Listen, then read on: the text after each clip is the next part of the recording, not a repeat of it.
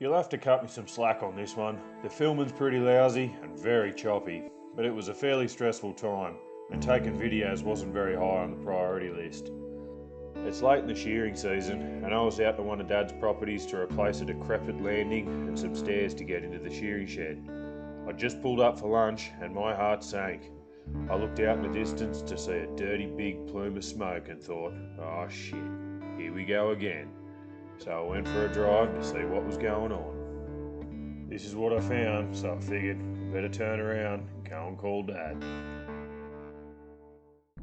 Just giving everyone a quick update. I'm having a bit of a giggle at this poor bugger with a couple of hundred sheep out on the road, trying to hunt them away from the front of the fire. He's had them out having a feed. Everyone that has anything to do with agriculture at the moment knows she's pretty dry out here, and it's a pretty tough time if you're a sheep farmer because they're worth sweet fall.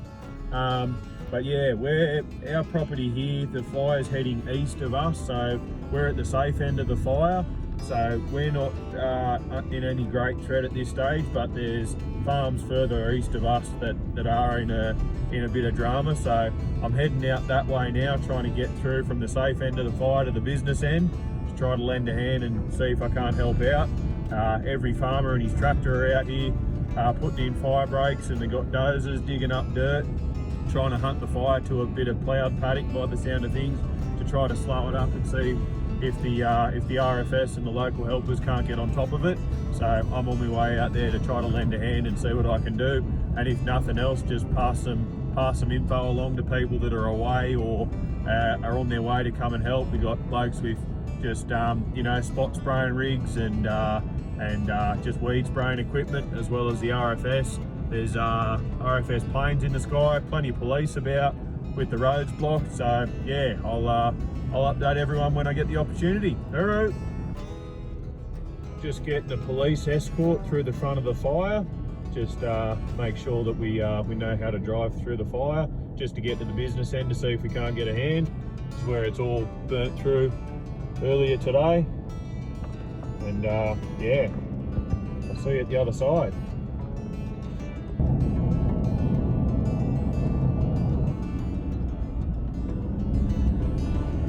Power lines there is probably the cause of the power going out of our place. Probably burn a couple of power poles down and some spicy wire on the dirt. She's got a fair way since it first opened up.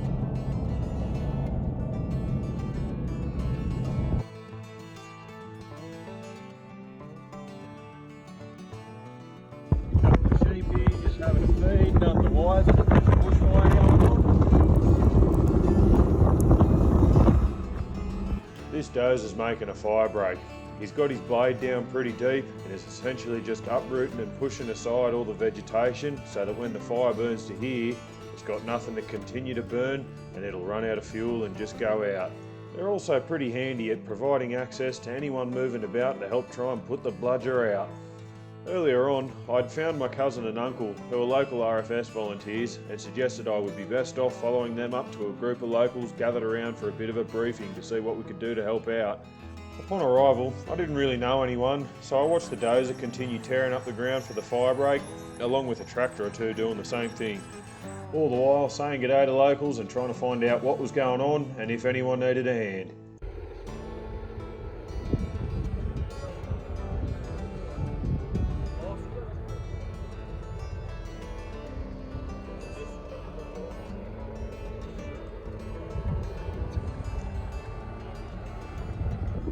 Not long after getting there, the bloke in charge of the RFS on the ground gave us some important details and continued to inform us that after a pretty scary hour or two, the wind was dying down and they were managing to get in front of things now. They'd said that anyone that had equipment to help stop the spread of spot fires jumping the fire breaks were more than welcome to hang around, but otherwise they'd pretty well got it sorted. So with that, I hit the frog and toad. Figured I'd better head up the road to find some service and update the boss man with what was going on. Sorry guys.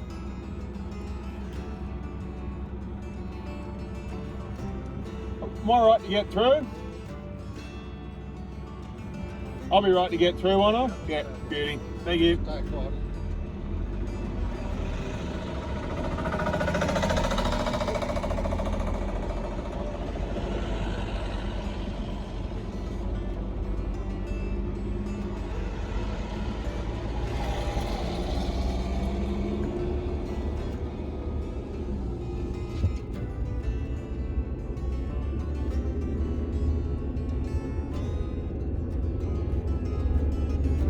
mid this afternoon, around 2 or 3 o'clock, the wind started to die down, which was a massive win for us.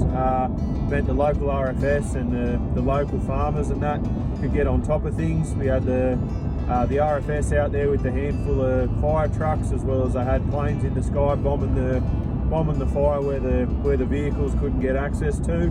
There's plenty of farmers out there with spray rigs, and they were sorting out what they could with spot fires and the like. We also had a couple of blokes out there with tractors and dozers cutting in fire breaks. We spent the late afternoon watching the fire come down a hill and sort of burn its way out as it got to the fire break. So that was how we spent the arvo. But the big game changer was that wind turning away. So that was really good. So just like to say thanks to everyone checking in to make sure we were all right.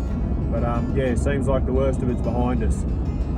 There'll be people out there still tonight and into tomorrow to make sure it doesn't kick back off again. But yeah, at this stage, we're all good. So cheers.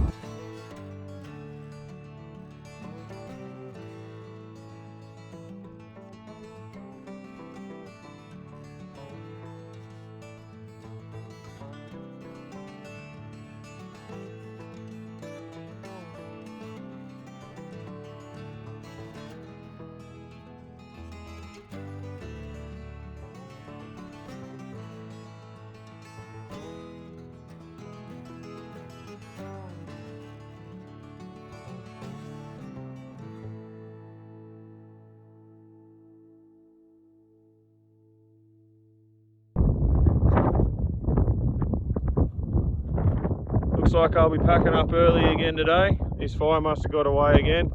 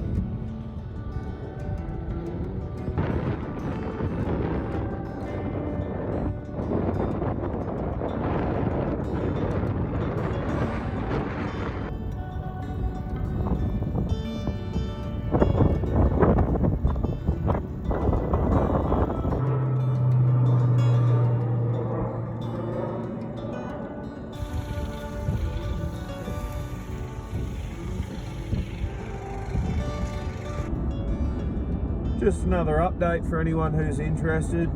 Last night after we left, there was a handful of volunteers that stuck about and kept an eye on the fire.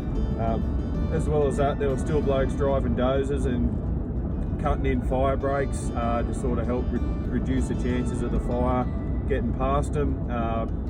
Then early hours of this morning, the RFS decided it'd be a good idea to do a bit of a backburn, and that just means sort of lighting a controlled fire in front of the main front and sort of burning it back towards the fire itself, the main part of the fire, just so that there was less fuel for it to burn and sort of help stop it. So we spent most of our day sort of chasing around what they'd done on these backburns, just sort of cleaning up and helping control that. We also had a couple of instances where some embers had jumped the backburn and fire breaks and made a few spot fires. So between us and a handful of other locals, were sort of tasked with keeping an eye on those and putting them out where we could. So we did that quite a few times today. As the day sort of got to about 11 o'clock, the wind started to pick up again and sort of blew the main fire up, getting pretty intense again. So we had some water bomb aircraft flying about. There's about 3 or 4 different planes just doing laps and bombing the main fire, as well as there was a couple of helicopters out there too. So between them and the RFS trucks, they sort of controlled the main front of the fire, and just all the locals were just around, just doing what they could with the gear that they had. So between everybody, we sort of very similar sort of situation as yesterday. The wind died off late in the afternoon, and it sort of meant that everything could get contained again. We had a grader flying about today, putting in some big fire breaks. They were about 8 metres wide, and they did quite a few kilometres of that. So by late afternoon, the RFS were pretty confident that it was well and truly under control, and we're pretty confident that it was going to go out. So they released the water bombers and the helicopters to go and help with another fire further away from us. So yeah, we just spent the afternoon cruising around, putting out spot fires and just doing what we could to help things. And but yeah, so as it got to later in the evening, the wind had obviously died down, the fire had controlled, and it slowly burned away again. But yeah, there's not a lot of smoke floating about anymore. Seems like the main fire's died right down, and what's left just seems to be any back burning that's been done and just smouldering, you know, trees that are sort of just smoking more than flames. So yeah, it seems like again the worst is behind us, and the RFS is pretty confident that that's going to be it. So fingers crossed, but we'll see what tomorrow brings. Cheers. After all that, the fires burned themselves down to a smoulder. A handful of people stayed out that evening and through the next day just to make sure everything had totally gone out.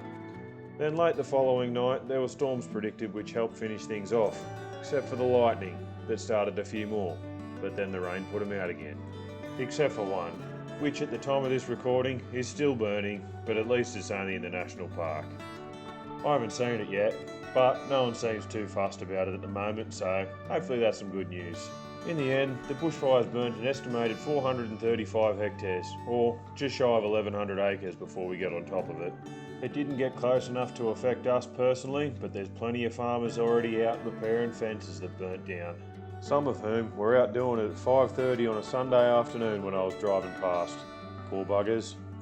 Oh, and something else that storm did. It brought a shitload of hail, and now I've got 2 car excesses that need paying due to hail damage.